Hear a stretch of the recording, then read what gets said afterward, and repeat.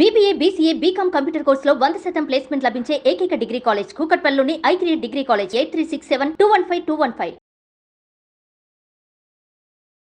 నమస్తే రవ గారు. నమస్తే జయ. చందమామ కథ ఒకటి చెప్పుకుందామండి. పూర్వం ఒక పల్లెటూరులో ఓ రైతుకి ఒక కొడుకు ఉండేవాడు. వాడి పేరు రాఘవులు.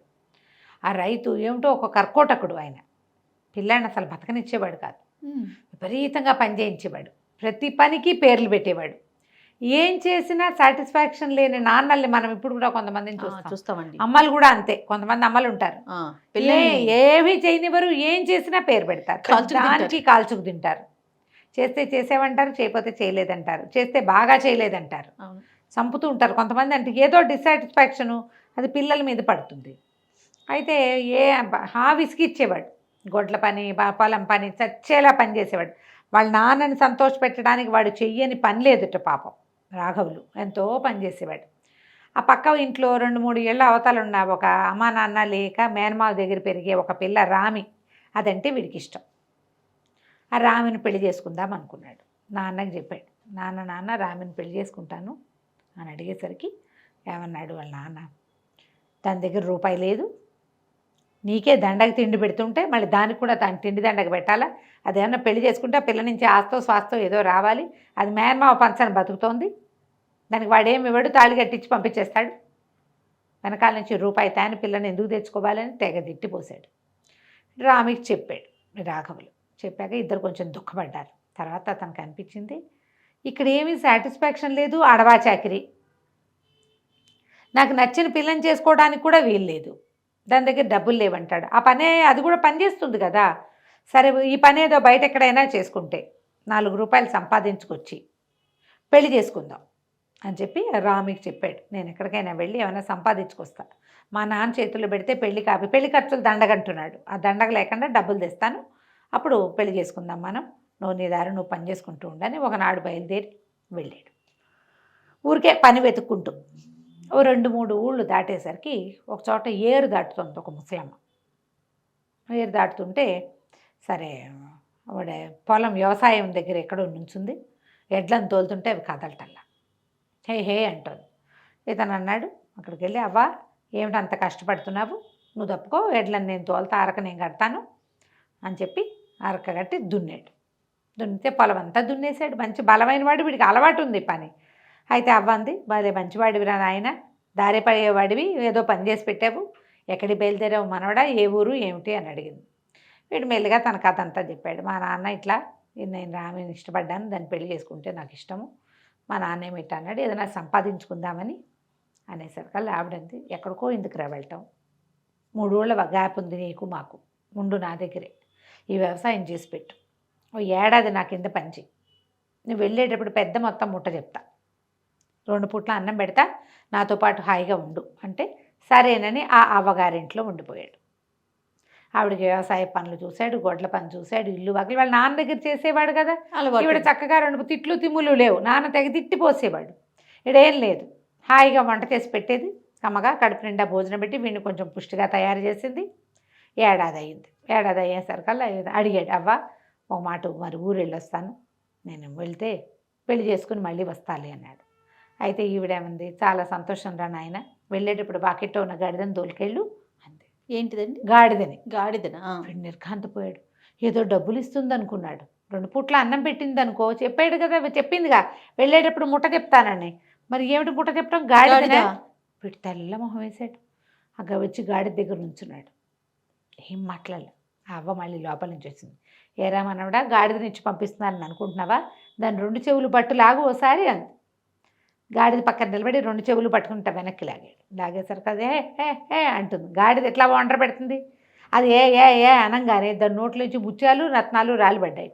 అబ్బా, ఆశ్చర్యపోయి ఇదేంటవ్వ అన్నాడు. అందుకే రా నీకు ఇస్తున్నాను, దీన్ని చెవులు పట్టుకు ఈ లాగితే ముత్యాలు రత్నాలు వదులుతుంది, నోట్లోంచి వస్తాయి, అవి తీసుకుని అమ్ముకొని సంపాదన చేసుకో, నీ పని నువ్వు చేసుకో, దీంతోటే బతకక్కర్లా, నీకు అవసరమైనప్పుడు చెయ్యి అని చెప్పింది.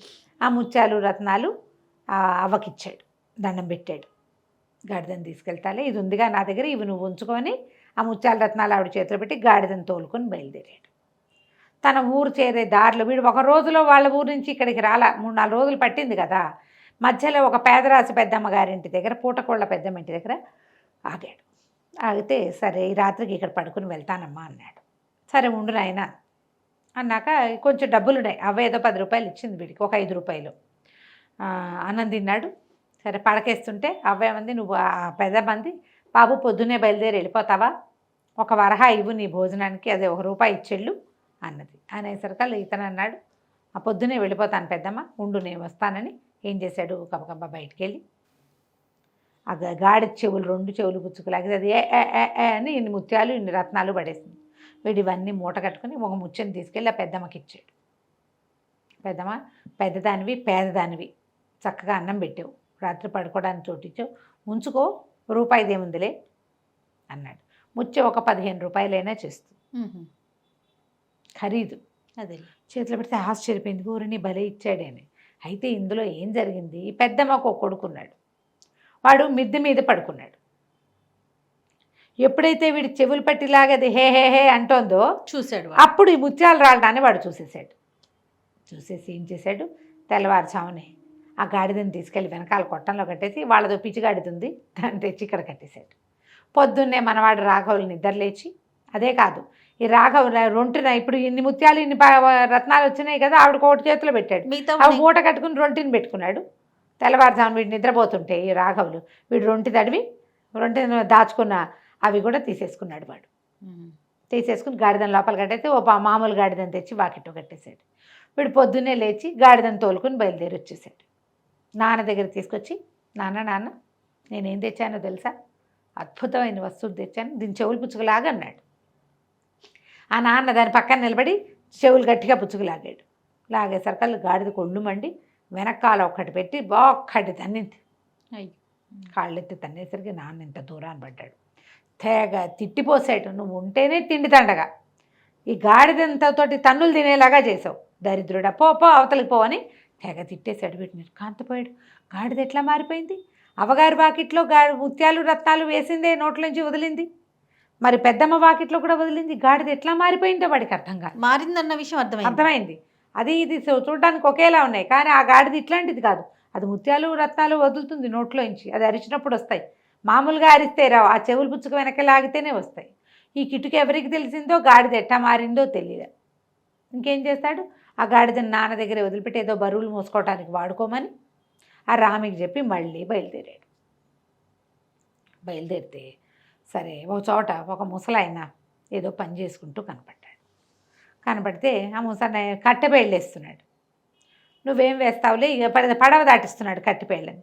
నువ్వు ఇవన్నీ ఈ కట్టలన్నీ నువ్వెక్కడ మోస్తావు, నేను మోసి పెడతాను, పడవ దాటిస్తానని ఆ పేళ్ళన్నీ కట్టెలు పడవలో పేర్చి ఆ పడవ కొంచెం తోయటానికి సహాయం చేసి ఆ పడవ దాటిచ్చి అవన్నీ మోసుకొచ్చి వాళ్ళ వాకిట్లో పెట్టాడు. ముసలాయన అన్నాడు, బోల్డు పని ఉందిరా నాకు, నువ్వు ఉంటావా అని అడిగాడు. ఉంటావా అని అడిగితే, ఉంటాను తాత, ఏమన్నా పని చేస్తాను, ఇదిగో నా పరిస్థితి ఇది, నాకేమో పెళ్లి చేసుకోవాలి, డబ్బులు కావాలి అంటే సరే ఉండమన్నాడు. సంవత్సరం ఉన్నాడు ముసలాయన దగ్గర. ఏడాది అయిన తర్వాత నేను వెళ్ళొస్తానన్నాడు. వెళ్ళొస్తానంటే ముసలాయన అన్నాడు, వెళ్ళరారా, ఇదిగో అని చేతిలోంచి ఒక కంచం తీసి చేతిలో పెట్టాడు. అదేమిటి, ఒక కంచు పళ్ళెం. నేను కాంతిపోయాడు వీడు. డబ్బులు ఇవ్వవా తాత నువ్వు అన్నాడు. అనేసరికి డబ్బులు ఎందుకురా, నీకు అన్నం కావాలి, ఈ కంచాన్ని పెట్టు, కింద పెట్టి హాస్పిటల్ ఇచ్చి కూర్చో, దాన్ని ఎదురుగుండా ఒక మంచినీళ్ళ గ్లాస్ తెచ్చి పెట్టుకో అన్నాడు. పెట్టుకున్నాక కంచమా వడ్డించవే అను అన్నాడు. కంచమా వడ్డించవే అనగానే టకటక వీడికి ఇష్టమైన 3 పదార్థాలు 4 పదార్థాలు ఇంత అన్నం వచ్చినాయి. చాలు అనేదాకా వడ్డిస్తుంది అది. ఓహో, వచ్చేస్తూనే ఉంటాయి. ఈ కంచం పుచ్చుకోరా, నువ్వు మంచివాడివి, నాకు ఎంతో సహాయం చేసావు. ఓ ముసలివాడు ఒక బరువు మోస్తుంటే ఆ చేతిలోంచి బరువు తీసుకునే గుణం ఉన్నవాడు చాలా తక్కువ మంది ఉంటారు, ఈ ఊళ్ళో ఎవ్వడికి లేదు, నువ్వు ఒక్కడివే గుణవంతుడివి, ఈ కంచం పట్టుకెళ్ళి అన్నాడు. సరే వీడు మళ్ళీ బయలుదేరాడు ఇంటికి. దారిలో మళ్ళీ ఏమైంది, ఏ పెద్దమ్మ ఇంట్లో గాడిదని పోగొట్టుకున్నాడో ఆ పెద్దమ్మ ఇంటి దగ్గరే ఆగాడు. బాగున్నావా నాయనా అని అడిగింది పెద్దమ్మ. సరే బాగున్నాను పెద్దమ్మ, ఊరెళ్ళబోతున్నాను, బయలుదేరి మధ్యదారిలో ఉన్న ఈ పూటకి ఇక్కడ పడుకుంటాను అన్నాడు. అటగేనైనా పడుకో, ఏం భాగ్యమని, మరి భోజనమో అంది. భోజనం వదిలే పెద్దమ్మ అన్నాడు. ఆశ్చర్యపోయింది, ఏమిట్రా అని. ఆవిడ లోపలికి వెళ్ళిపోయింది. వీడేం చేశాడు, ఆవిడ లోపలికి వెళ్ళి తలపేసుకునేసరికి అరుగు మీద కంచం బయట పెట్టి, కంచమా వడ్డించవే అన్నాడు. కంచం టకటకా వడ్డించేసింది. వీడు తింటాం మొదలుపెట్టాడు. వీడు గాడిద కోసం వచ్చాడేమో అని అవతల ఎక్కడో నక్కి ఉన్న పెద్దమ్మ కొడుకు అది చూసేసాడు. కంచాన్ని కూడా చూశాడు. చూసి ఏం చేశాడు, తెల్లవారుసామున కంచం తీసుకెళ్ళి లోపల పెట్టేసి చక్కగా ఇంకో కంచం తెచ్చి ఇక్కడ పెట్టాడు. వీడి ఇంటికి వెళ్ళాడు మన రాఘవులు. ఇంటికి వెళ్ళాక వాళ్ళ నాన్నకు చూపించాడు. నాన్నకు చూపించి కంచం వడ్డిస్తుంది, కంచం ఆ వడ్డించిపోయి అరిచి వచ్చినా సరే అందులో నుంచి ఏమీ రాలేదు. మాట వినే కంచం కాదు అది. నాన్నమ్మ తెగ తిట్టిపోసాడు. ఏడాది గడిపొచ్చినా నీకు తెలివి పెరగలేదు, బుద్ధి రాలేదు, పనికిమాలిన వస్తువులన్నీ పట్టుకొస్తావు, ఈ దిక్కుమాలిన సొట్టలు పడ్డ కంచం ఎంతమంది ఎంగిల్ చేశారో దీన్ని, ఇది తెచ్చి ఇంట్లో పెడతావా, బయట గిరాటి కొట్టాడు నాన్న. వీడేం చేస్తాడు ఇంకా, సరే మళ్ళీ బయలుదేరాడు. ఇక బయలుదేరితే ఏమైంది, ఒక చోటకి వెళ్ళాడు. వెళ్తే ఒక ఆయన చెట్టు ఏదో కొడుతున్నాడు. చెట్టు కొడుతుంటే వెళ్ళి చూస్తే ఆయన కొంచెం నడి వయసు వాడు. బాబాయ్ నువ్వు ఉండు, నేను కొట్టి పెడతాలే అని చెప్పి ఆ చెట్టు కొట్టడానికి సహాయం చేశాడు. చేసేసరికల్లా ఆయన అన్నాడు, అబ్బో భలే మంచివాడివిరా, నువ్వు చాలా బలవంతుడివి, సరే దీన్ని పడేసేయని ఆ చెట్టు పడేశారు కిందకి.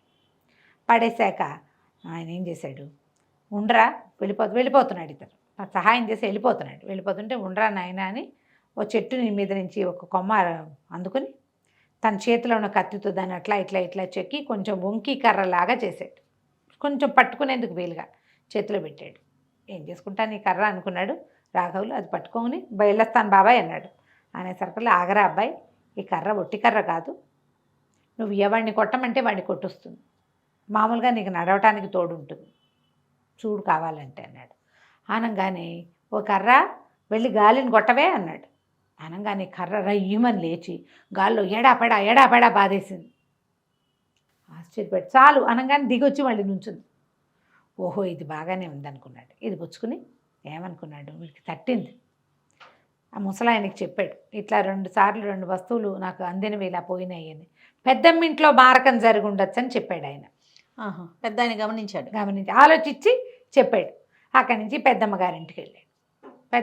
పెద్దమ్మ బాగున్నావా అని అడిగాడు. ఎవరినైనా నువ్వు అంది పెద్దమ్మ. నన్ను గుర్తుపట్టలేదా అన్నాడు. నేను నిన్ను ఎప్పుడు చూడలేదండి పెద్దమ్మ. వాడు 3వ సారి ఎందుకు వచ్చాడంటే తన వస్తువు కోసం వచ్చాడు అనుకున్నారు వాళ్ళు. ఈ లోపల పెద్దమ్మ కొడుకు వచ్చాడు. ఎప్పుడు చూడలేదే ఇవన్నీ అన్నాడు. మేము ఎప్పుడు చూడలేదంటే అదేం పెద్దమ్మ, గాడితో వచ్చాను మొదటిసారి, కంచంతో వచ్చాను 2వ సారి, నువ్వు చూడలేదంటే అసలు మా ఇంటికి గాడిదని తెచ్చిన వాడినే మేము చూడలేదండి పెద్దమ్మ. సరేలే ఈ కొడుకు అన్నాడు, ఏంటి నువ్వు ఈ అక్కర్లేని మాట్లాడుతావు, బయటికి వెళ్ళిపో అన్నాడు. అనగానే మన రాఘవులు ఏం చేశాడు, కర్ర వీళ్ళ సంగతి చూడవే ఓసారి బాదు అన్నాడు. అనగానే కర్రరా ఏమని లేచి ముందు ఆ పెద్దమ్మ కొడుకుని చీత కొట్టేసింది. కుయ్యో మొర్రో అన్నాడు. కింద పడిపోయినా వాడు నిజం చెప్పాల. ఎప్పుడైతే ఈ కర్ర నీ పెద్దమ్మ సంగతి చూడు అనగానే ఏ పెద్దమ్మ భరిస్తుంది ఆ దెబ్బల్ని. ఒక్క దెబ్బ పడంగానే బాబు నన్ను కొట్టద్దు నాయన, వదిలే నీ కంచము నీ గాడిదాన్ని మా దగ్గర ఏమన్నా మేము ఇచ్చేసాను. బాగా క్యాష్ చేసుకున్నారు వాళ్ళు. ఆ గాడిదని కంచాన్ని అప్పచెప్పేశారు. ఆ గాడిదని కంచాన్ని పుచ్చుకొని ఈ కర్రని తోడు తీసుకుని మళ్ళా తన ఇంటికి వెళ్ళిపోయాడు.